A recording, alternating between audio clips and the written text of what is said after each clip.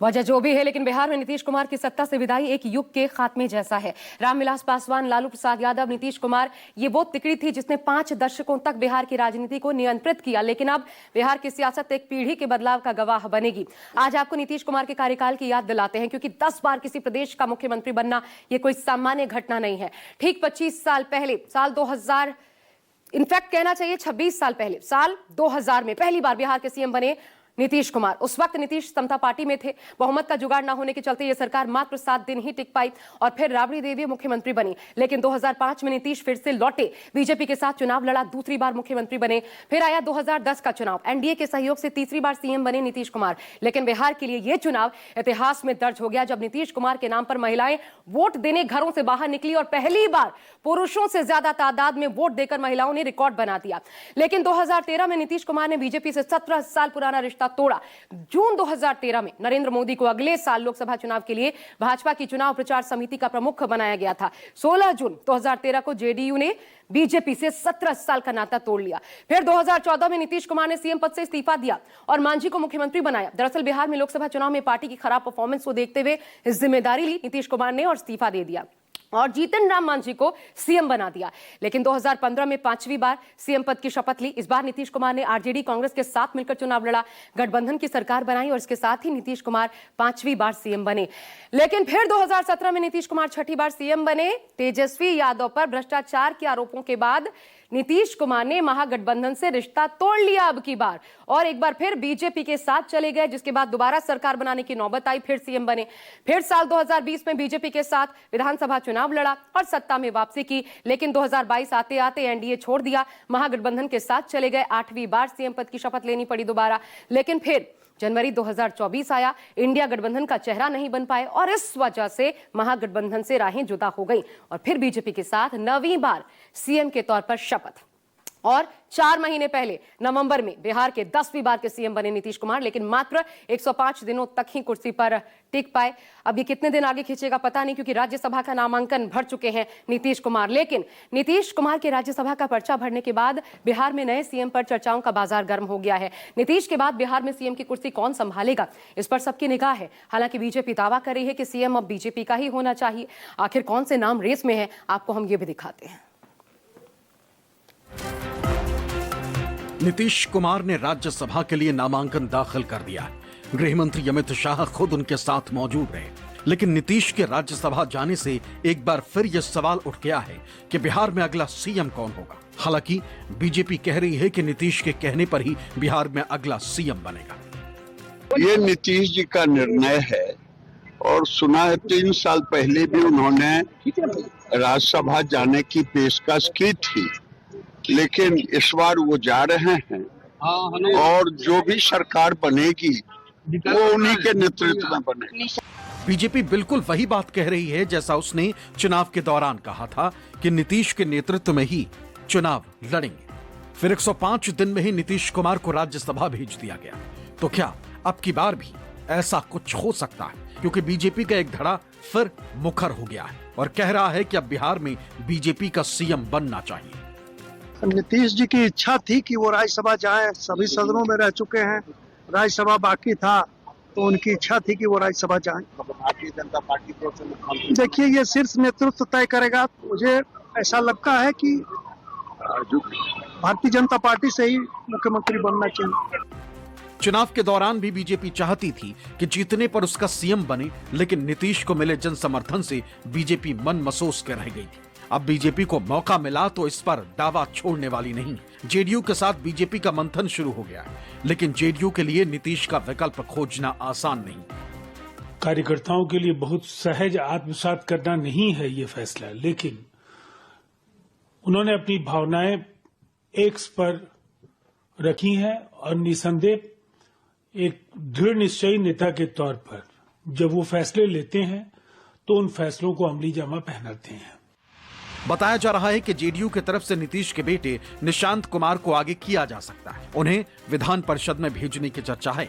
हालांकि अभी साफ नहीं है कि अगला सीएम जेडीयू कोटे का होगा या फिर बीजेपी कोटे का। राजनीति में उनका स्वागत है, लेकिन बहरहाल ये फैसला उनकी पार्टी को, उनके परिवार को करना है। जिनके पिता इतने वैभवशाली रहे हों तो मुझे पूर्ण उम्मीद है उनके बेटे से भी हम लोग बिहार की राजनीति में वही गंभीरता, वही बिहार को आगे ले जाने की मानसिकता को देखते हैं। हम लोग, अगर वो नीतीश जी आते हैं राजनीति में, उनका स्वागत है, लेकिन बहरहाल ये फैसला उनकी पार्टी को, उनके परिवार को करना है। नीतीश के नामांकन के बाद बीजेपी की तरफ से कई नाम सीएम पद की रेस में सामने आने लगे। जिन संभावित नामों पर चर्चा का बाजार गर्म है, उनमें डिप्टी सीएम सम्राट चौधरी, केंद्रीय मंत्री नित्यानंद राय, बिहार सरकार में मंत्री दिलीप जायसवाल, डिप्टी सीएम विजय सिन्हा, दीघा से विधायक संजीव चौरसिया का नाम शामिल है। मुख्यमंत्री नीतीश कुमार के राज्यसभा के लिए नामांकन दाखिल करने के बाद इस बात की चर्चा जोरों पर है कि अब अगला मुख्यमंत्री बीजेपी का होगा, यानी कि बिहार में पहली बार बीजेपी का कोई मुख्यमंत्री का पद का शपथ लेगा। अब चर्चा इस बात को लेकर है कि आखिर वो कौन सा चेहरा होगा जिस पर बीजेपी अपना दांव लगाएगी। क्या वो चेहरा सम्राट चौधरी जो वर्तमान में डिप्टी सीएम है, या फिर एक और डिप्टी सीएम विजय सिन्हा होंगे, या फिर कोई नया चेहरा होगा। कई नामों पर चर्चा चल रहा है, जिनमें केंद्रीय गृह राज्य मंत्री नित्यानंद राय का भी नाम शामिल है, और इन सबसे अलग पार्टी में एक अति पिछड़ा चेहरा के रूप में पहचान बनाने वाले प्रमोद चंद्रवंशी का भी नाम आ रहा है, जो वर्तमान सरकार में वन एवं पर्यावरण मंत्री हैं और पार्टी के पुराने और वफादार कार्यकर्ता भी रहे हैं।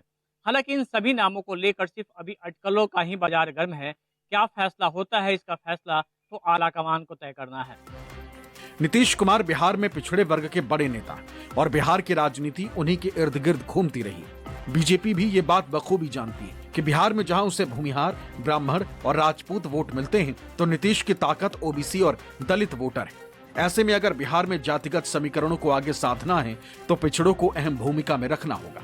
इसलिए 5 नामों में से जो 4 नाम सीएम के रेस में बताए जा रहे हैं, वो चारों चेहरे ओबीसी जाति से हैं। भारतीय जनता पार्टी बड़ी चतुर पार्टी है, ये बड़ी चालाकी से सब काम करती है। नीतीश बाबू बहुत सुलझे हुए नेता हैं, हमने उनके साथ काम किया इंडिया गठबंधन में, हम उनके कर्म निष्ठा को पहचानते हैं।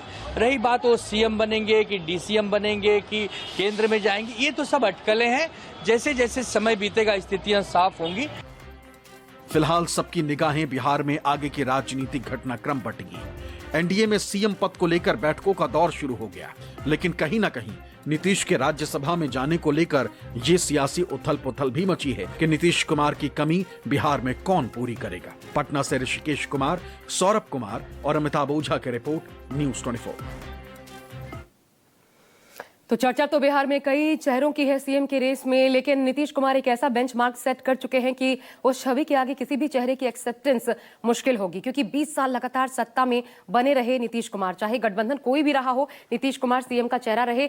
भले इसके लिए कुर्सी कुमार तक कहा गया उनको, लेकिन इसके पीछे कुछ ऐसे फैक्टर्स रहे जो सिर्फ नीतीश कुमार के काम के बूते तैयार हुए, और इनमें सबसे अहम था नीतीश कुमार का अति पिछड़ा वोट बैंक, जिनके पोस्टर बॉय बनकर उभरे नीतीश कुमार। और यह तय हो गया कि जहां नीतीश वहां अति पिछड़ा। इस वोट बैंक की आबादी बिहार में लगभग 36% है। इसके अलावा यादव माइनस ओबीसी की राजनीति, ये वो फॉर्मूला था जिसने लालू यादव को सत्ता से हटाया, और ओबीसी के भीतर यादवों की जो सत्ता से बढ़ती करीबी थी, इसको लेकर ओबीसी में बढ़ती नाराजगी थी, उसको नीतीश कुमार ने भुनाया। फिर सत्ता से बेदखल करना लालू यादव के लिए सपना रह गया नीतीश कुमार को। इधर महिलाओं में जबरदस्त लोकप्रियता भी एक कारण बनी। नीतीश कुमार ने 2005 के अपने पहले कार्यकाल में ही बेटियों के लिए साइकिल योजना की शुरुआत की, साल 2006 में। इसके बाद नीतीश कुमार घर घर की बेटियों के लिए पहली पसंद बन गए। शासन की छवि उनके साथ रही। लालू यादव के कार्यकाल के साथ जंगल राज की संज्ञा ऐसी चस्पा हुई कि फिर राजद इस छवि से बाहर नहीं निकल पाई। इसके बाद नीतीश कुमार ने हमेशा गृह मंत्रालय अपने पास रखा, और कानून व्यवस्था में जमीन आसमान का अंतर नीतीश कुमार के कार्यकाल में नजर आया। एक और बड़ी वजह रही परिवारवाद से उनकी दूरी। परिवारवाद की राजनीति को नीतीश कुमार ने हमेशा मुद्दा बनाया, लालू परिवार के खिलाफ हथियार के तौर पर इस्तेमाल भी किया। और सबसे बड़ा फैक्टर नीतीश कुमार की समावेशी राजनीति, जिनके साथ हर जात धर्म का चेहरा जुड़ा, और इसके बूते देश भर के सबसे सेकुलर चेहरों में नीतीश कुमार का नाम शुमार हो गया। लेकिन अब नीतीश कुमार के बाद कौन? अभी एक विराम है, एक फिल इन द ब्लैंक्स है, इसको भरा जाना बिहार में बाकी है। एक छोटा सा ब्रेक ले रहे हैं, देखते रहिए न्यूज़ 24।